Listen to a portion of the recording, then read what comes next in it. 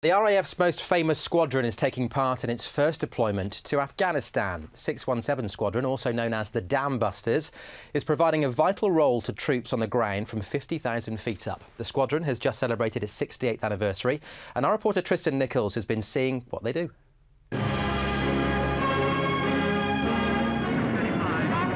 It's an iconic scene from a film on one of the most daring raids in military history. And while today's war is against a very different enemy, the use of high-tech tactics by 617 Squadron, also known as the Dambusters, is still helping to save lives.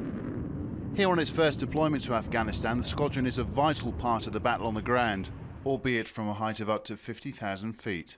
One of the most important roles for the squadron's Tornado GR4s is to provide the eye in the sky. And this here is a reconnaissance airborne pod Tornado, also known as a Raptor. It's a piece of equipment which is sought after by all ISAF nations due to its sheer capabilities here in Afghanistan. The Raptor is a really impressive digital camera, effectively, and on a single sortie I can go up and take enough photos equivalent to scanning the whole of the island of Cyprus in one sortie, bring all that information down, pass it on to our imagery analysts on the ground, and they can start looking for IEDs, possible threats, and get it to the guys as soon as possible. So it really is a niche capability that everyone wants. Another of the Tornado GR4's valuable assets comes in the form of Lightning III, a targeting pod which provides real-time footage to troops on the ground, enabling them to see round corners and even over the walls of compounds. The images and footage are fed back to the Tactical Imagery Intelligence Wing, which relays the information to commanders on the ground. The feedback that we get say that it's extremely useful and a necessity really in that planning stage of the operation.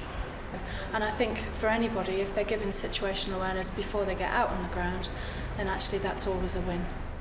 The aircraft are kept in the air by a team of specialist engineers who provide 24-hour engineering cover. Each of the £70 million planes boasts an incredible 400 miles of wiring. And the engineers admit the harsh Afghan environment is just a tad different from their base in Scotland. Yeah, I think definitely vital. It's not only the British troops, but the whole ISAF and the whole of Afghan, not just this province, so they do a good job. There's a few factors with the temperature affecting some of our kit, and that obviously a lot of heat harder than Lossiemouth, so yeah, there's a few issues there, but nothing that's not too bad. Not as bad as I thought it was going to be. The GR4s fly all over Afghanistan. In many ways, the airmen believe comparisons can be drawn between this deployment and the historic Dambusters raid during World War II. Yeah, it's a tremendous honour being the commanding officer of this squadron with such a proud history.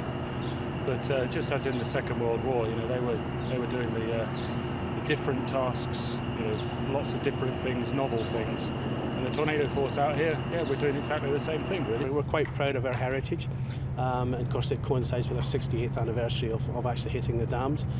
Special operations then, we're back here doing something special here as well. So for 617 Squadron, with everything it has to offer here in Afghanistan, the sky's not necessarily the limit.